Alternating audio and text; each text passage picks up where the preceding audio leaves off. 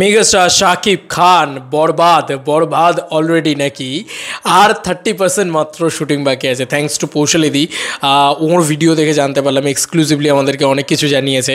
তো চলো ভিডিওটা শুরু করা যাক। প্রথমত বলি, বরবাদ এডিট টেবিলে চলে গেছে বন্ধুরা, বরবাদ এডিট শুরু হয়ে গিয়েছে। বরবাদ রিলিজ কিন্তু অনেক দেরি আছে, এত তাড়াতাড়ি কেন এত তাড়াহুড়ো করে এডিট টেবিলে যাওয়া হলো? তার মানে সামথিং স্পেশাল কামিং সুন, এইটা বলা যেতে পারে। মানে এডিট টেবিল তো শুধু একটা হয় না, পোস্ট প্রোডাকশনের অনেক কাজ হয়।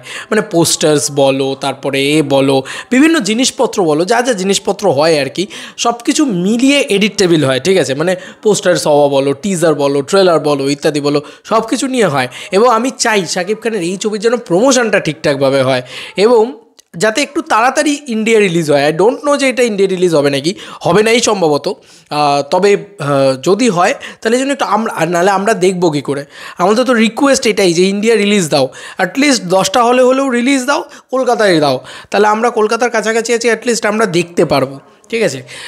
দরদ তো প্যান ইন্ডিয়া করে তো সেই এখন অবধি রিলিজ দেওয়া হলো না। আমি জানি না কবে দেওয়া হবে। দরদ আমি এক্ষুনি দেখে রিভিউ করে দিতে পারি, তোমরা বললে আমি করে দেবো, আমার কোনো ব্যাপার না। কিন্তু বিষয়টা হচ্ছে পাইরেসিকে কি প্রমোট করা উচিত, এটা তোমরাই বলো। তো পাইরেসিতে রয়েছে আর কি প্রিন্টটা, আমার কাছে একদম ক্রিস্টাল ক্লিয়ার, শোনা যাচ্ছে, বোঝা যাচ্ছে, দেখা যাচ্ছে, একদম সব। যাই হোক, আমরা বরবাদ নিয়ে কথা বলছি। বরবাদ যেটা শোনা যাচ্ছে যে এখনও কিন্তু মুম্বাইতে আরও কিছু শুটিং বাকি রয়েছে, সেটা হবে।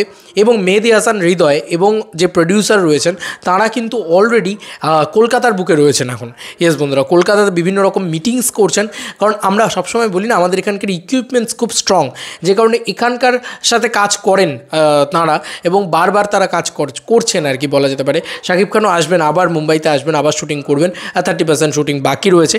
এবং পোস্ট প্রোডাকশনে এইটুকু শোনা যাচ্ছে নাকি যে ডিরেক্টর মেহেদী হাসান হৃদয় সে কিন্তু প্রচণ্ড স্যাটিসফাই প্রত্যেকটা ফ্রেম নিয়ে, প্রত্যেকটা কী বলবো শ্যুট নিয়ে, এবং সে কিন্তু এটা পরিষ্কারভাবে জানাচ্ছে যে তার মানে শর্টফট খুব ভালো লেগেছে, এবং সেইটা নিয়ে তারা একটা কী বলবো একটা খাঁচা তৈরি করছে।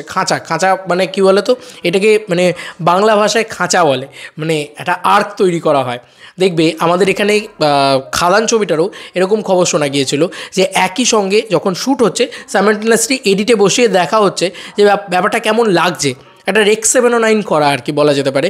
এগুলো টেকনিক্যাল একটা টার্ম আর কি বলা যেতে পারে, যে ধরো র ফুটেজ নিয়ে আসা হলো, সেখানে কালার টালার কিছু পড়া নেই, এবার তার উপর একটা রেক 709 ফেলা হলো, ঠিক আছে?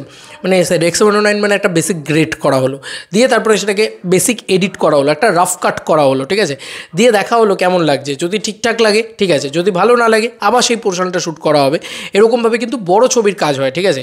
বড় যত ছবি আছে তার কাজ কিন্তু এইভাবে হয়। তো শাকিব খানের আফটার তুফান এরকম বড়োভাবে কিন্তু আবার কাজ হচ্ছে, কারণ তুফানে কিন্তু এই জিনিসটা করা হয়েছিল, একসাথে শ্যুট করে নিয়ে চলে এসে ফেলে দেওয়া হলো এমনটা নয়। যখন শ্যুট করা হচ্ছিলো ইনস্ট্যান্ট দেখা হচ্ছিলো যে আচ্ছা এই শ্যুটটা এরকমভাবে, এবং তুফানে যখন শ্যুট হচ্ছিলো এত তাড়াতাড়ি এত দেরি করেই শুটিং শুরু হয়েছে যে তুফান যখন শুটিং হচ্ছে সেই পুরো যে মানে কী বলবো ড্রাইভটা নিয়ে এডিট রুমে চলে যাচ্ছে, এডিট রুমে গিয়ে ইনস্ট্যান্ট এডিট হচ্ছে, তারপর আবার বাকি পোর্শনটা শ্যুট হচ্ছে, এরকমভাবে হচ্ছিলো আর কি তুফানের কাজ। তো সেরকমভাবেই কিন্তু বরবাদের কাজ হচ্ছে, যদিও বরবাদের জন্য একটা লম্বা সময় রয়েছে, একটা লম্বা প্রমোশন খুব জরুরি, এবং ভালো করে সব কিছু করতে হবে। মানে এবারে কিন্তু সব কিছু করে সুন্দরভাবে নিয়ে আসতে হবে বরবাদ ছবিটাকে। আর বরবাদ তো ব্রুটালিটির বাপ, তাই খুব এক্সাইটেড লাগছে। দেখা যাক, এখনও শুটিং বাকি আছে, এবং ডিসেম্বরের মানে ওই 15th 16th ভিতরে, মানে ডিসেম্বরের সেকেন্ড উইকের ভিতরে কিন্তু গিয়ে ক্লোজ হবে, ক্যামেরা ক্লোজ হবে, যেটাকে বলা যেতে পারে র্যাপ আপ হবে। দেখা যাক আর কবে ফার্স্ট লুক পোস্টার আসে।